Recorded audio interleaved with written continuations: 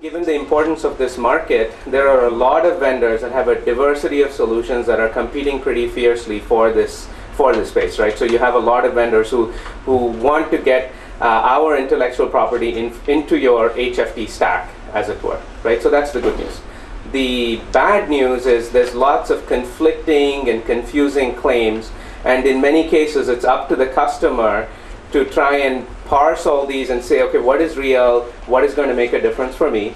So what we wanted to do in this panel is really address 4 or 5 key myths and misconceptions that are out in the marketplace.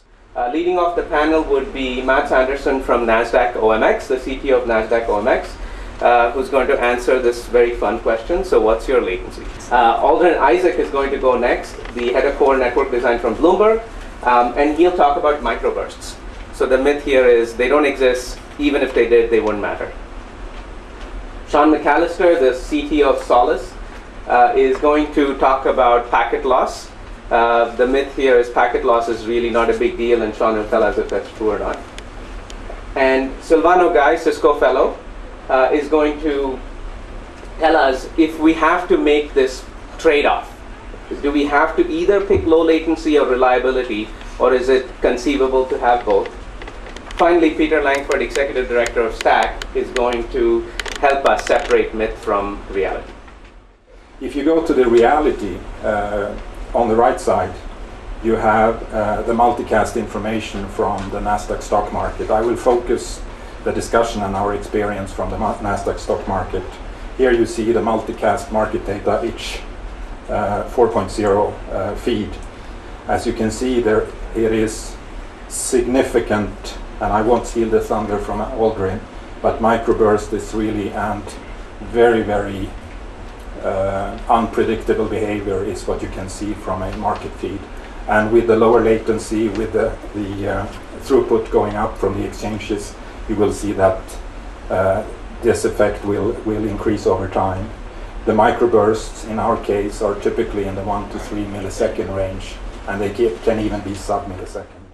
The first graph here is, represents market activity, market growth in our network between 2006 and 2010. You can see, this is just a portion of the market data in our network. You can see that it has grown 8 times since in 4 years. So, clearly for us, our infrastructure 4 years ago today would be inadequate. 4 years ago would be inadequate for the market data that we see in our networks today. And so a lot of infrastructure changes are required just to keep up with the increase in the market data. Microbursts significantly increase the chance of packet drops, and that has a major impact on trading performance. At a macro level, at a micro level, microbursts do matter and need to be considered. If they're not creating a problem for you today, then chances are they will in the near future. It's not always feasible to test with your applications. Usually firms have more than one application, for one thing, and application development groups have better things to do than to try out a bunch of middleware or switches or whatever. And so usually they turn to another group within the organization to handle that for them.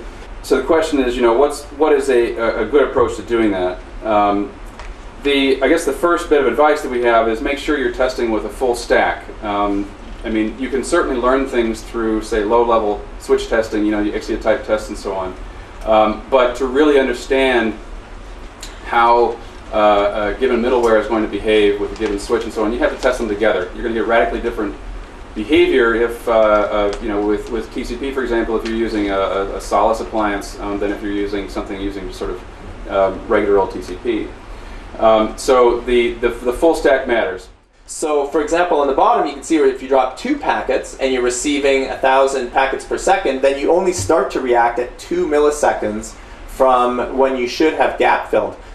So the first packet that got lost experiences a greater than 2 millisecond latency, and the second packet that was lost experiences a 1 millisecond latency.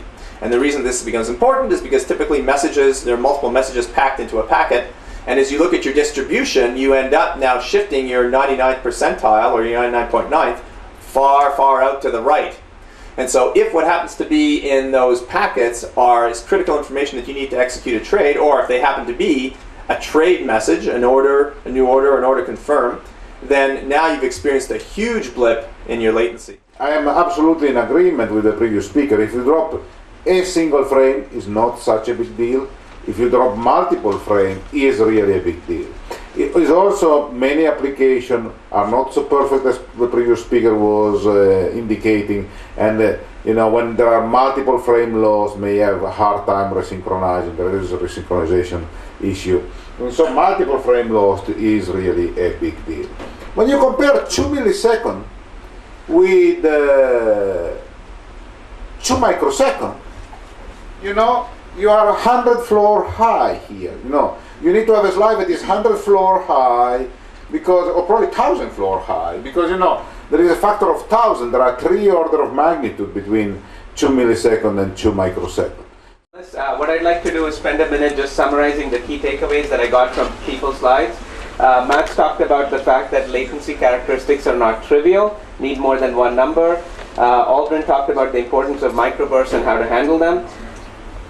Sean talked about how packet loss can devastate the latency characteristics. This is not exaggeration for effect. I think he showed the numbers that showed what happens, 3 orders of magnitude or more. Silvano talked about you can have low latency and minimize the risk of loss. You can have a reliable infrastructure. As he said, you must do good engineering to make the trade-offs and not just rely on sort of data sheet numbers. And finally, Peter talked about the application level benchmarks that are out there that you can use. Please visit us at the Cisco booth for a demonstration of these concepts. We also have a website where there's a lot of benchmarks that are available for you to use. Thank you very much for your attention, and appreciate your time.